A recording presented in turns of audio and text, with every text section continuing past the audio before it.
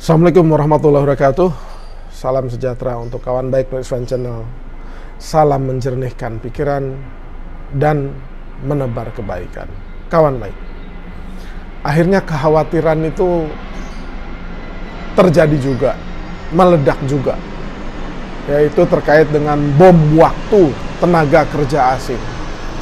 Jadi sudah cukup lama masyarakat itu mengkhawatirkan isu tentang tenaga kerja asing ini, terutama tenaga kerja asing yang dari Cina.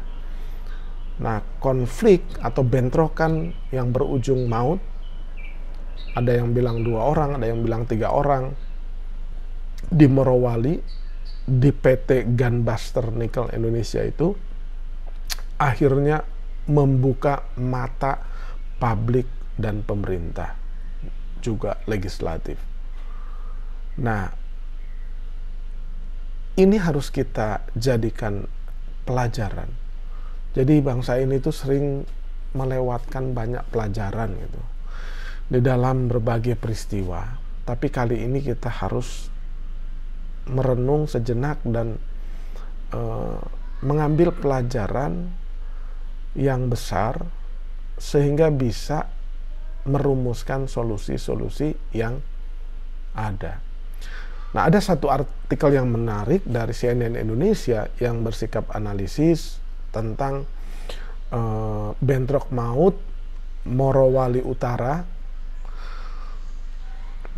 dan bom waktu tenaga kerja asing di Republik Indonesia. Artikel ini dimuat di cnnindonesia.com tanggal 18 Januari 2023. Menariknya ini ada beberapa pendapat, kalau tidak salah ada 3 pendapat untuk memperkuat analisis ini. Yang pertama itu sosiolog politik Universitas Negeri Jakarta Ubedillah Badrun, seorang pengamat, menilai secara sosiologis bentrokan yang terjadi di Morowali Utara itu merupakan akumulasi dari kekecewaan pekerja asli Indonesia terhadap hak-hak mereka dan kelonggaran pemerintah terhadap tenaga kerja asing. Sebenarnya bom waktu itu terjadi juga karena kelonggaran pemerintah terhadap TKA asal Cina yang sekarang jumlahnya mencapai 55% dari seluruh jumlah TKA. Saya kira kasus Morowali ini perlu diselesaikan secara lebih komprehensif, ujar Ubedillah kepada cnnindonesia.com. Menurut data Kementerian Ketenagakerjaan Kemenaker, jumlah TKA di seluruh Indonesia pada 2022 adalah 70.571 orang. Data per Oktober 2022. Hampir 38.000 diantaranya berasal dari Cina. TKA Cina sendiri tercatat paling banyak bekerja di Morowali. Ubedillah menjelaskan pemerintah sedari awal tidak tegas dan tidak transparan soal TKA Cina. Ia menyinggung perihal informasi yang beredar luas bahwa TKA yang seperti dianak emaskan. Hal seperti itu menurut Ubedillah harus segera diantisipasi pemerintah. Itu diantaranya terlihat dari jumlah TKA Cina dan isu upah yang terlihat diskriminatif. Sikap diskriminatif terhadap tenaga kerja asli Indonesia atau menganak emaskan TKA Cina ini adalah cara yang buruk dalam mengelola hak buruh yang bisa mengakibatkan masalah serius secara sosiologis. Tak hanya itu, ia juga menyoroti TKA Cina yang masuk ke Indonesia bukan tenaga ahli semata, tapi juga termasuk tenaga kasar. Sedangkan kondisi rakyat Indonesia juga banyak yang menganggur. Menurut Ubedillah, pemerintah mesti melakukan upaya evaluasi untuk menangani perkara ini. Nah, kemudian dalam artikel ini juga ada sosiolog dari Universitas Indonesia yang bernama Ida Ruwaida. Dihubungi terpisah sosiolog Universitas Indonesia UI, Ida Ruwaida menjelaskan konflik yang terbuka seperti di Morowali itu terjadi karena sudah ada akumulasi rasa ketidakpuasan atau kekecewaan. Hal itu, kata dia, mesti diidentifikasi lebih lanjut. Karena ketidakpuasan itu kemudian akan membangun apa yang disebut sebagai sentimen. Sentimen basisnya apa? Basisnya adalah identitas, jelas Ida saat dihubungi cnnindonesia.com. Ida lalu menyoroti upaya pencegahan yang mestinya dilakukan pemerintah guna antisipasi konflik antar pekerja, mengingat adanya perbedaan yang dimiliki antar kedua belah pihak. Pemerintah dan perusahaan seharusnya sejak awal sudah mengantisipasi potensi konflik antar pekerja, mengingat latar belakang sosial, budaya, bahkan agama yang berbeda, kata Ida. Ida menilai TKA mestinya sudah memperoleh pengetahuan dan keterampilan sosial tentang budaya Indonesia, termasuk bahasa Indonesia. Sementara itu TKI juga dinilai perlu untuk dikondisikan akrab bekerja sama dengan warga asing. Itu. Nah, kemudian ada lagi pendapat Ketua Umum Konfederasi Kongres Aliansi Buruh Indonesia, Kasbi Nining Elitos. Ia menduga bentrokan yang terjadi di PT GNI dipicu masalah mendasar seperti hak-hak pekerja, perlindungan pekerja, dan kesejahteraan. Ia mengatakan pemerintah harus hadir memberikan perlindungan bagi pekerja lokal. Tanpa ada perlindungan dan kesejahteraan, maka hal serupa bisa terjadi lagi. Kalau kemudian itu tidak terjadi, maka dimanapun akan terjadi hal-hal seperti yang terjadi di Morowali.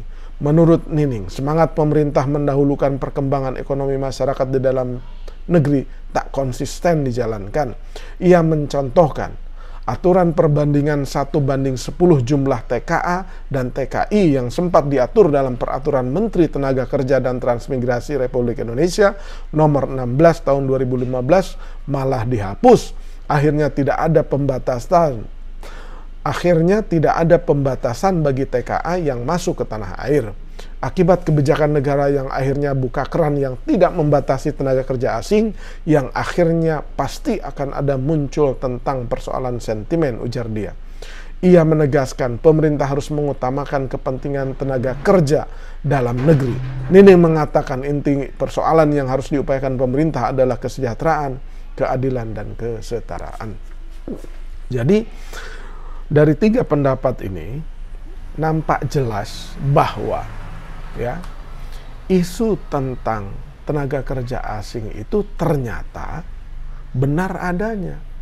Dulu kan hanya isu, spekulasi, atau cenderung dianggap sebagai fitnah, hoax gitu. Ternyata dengan adanya kasus Morowali itu publik akhirnya membenarkan bahwa isu datangnya tenaga kerja asing yang banyak itu memang terjadi. Di semua negara, ketika treatment tenaga kerja asing berbeda dengan tenaga kerja dalam negerinya, itu pasti masalah. Makanya selalu database di negara-negara maju itu untuk mendatangkan tenaga kerja asing yang tidak bisa lapangan kerjanya diisi oleh tenaga kerja lokal atau domestik atau dalam negeri, itu dibuka secara transparan mungkin. Jangan disembunyikan data-datanya. Jangan disumirkan data-datanya. Nah, kasus Morowali ini menjadi pelajaran berharga bagi bangsa ini, bahwa ini harus ditangani dengan benar. Kalau enggak, dikhawatirkan seperti yang dikhawatirkan oleh tiga pengamat sosiologi dari UNJ, dari UI, dan dari Ketua Serikat Buruh sendiri itu. Kuncinya adalah keadilan, kesetaraan, dan kesejahteraan. Betul kata Kang Ubed tadi, kalau tenaga kerja kasar ngapain didatengin, karena modalnya itu kan memang tidak terlalu high technical skill gitu. Itu bisa diisi gitu. Nah, sekarang coba aja di sensus itu atau didatangin, mereka itu ditempatkan di bagian apa saja. Kalau cuma operator mesin gitu, ya cukup diajarin aja. Orang lokal jauh lebih jago, ya kan? Jadi kalau ada sikap kritis itu sebenarnya dilandasi oleh kekhawatiran dan kecintaan terhadap tidak hanya kepada bangsa ini, tapi juga kepada korporasinya, gitu. Kita perlu investasi asing, kita perlu perusahaan-perusahaan asing untuk menanamkan modalnya.